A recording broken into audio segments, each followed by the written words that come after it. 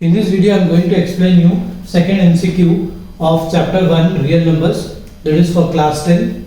Okay, what is the question? If log 16 to the base 2 is equal to x, then the value of x is what?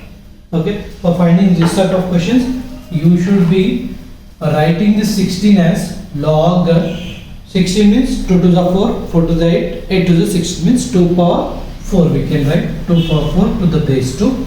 Okay, then by using the formula log x power m to the base a is equal to m into log x to the base a. Okay, this m you need to write as it is and remaining part, okay, right side. Then 4 as it is, log 2 to the base 2. Then one more formula I am going to use, that is log a to the base a is equal to 1. So log 2 to the base 2 is 1, 4 into 1.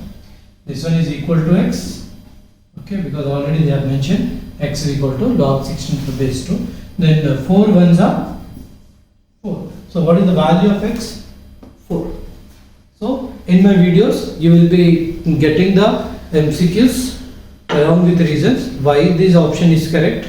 And if you understand, please like, subscribe and share our video. Thank you.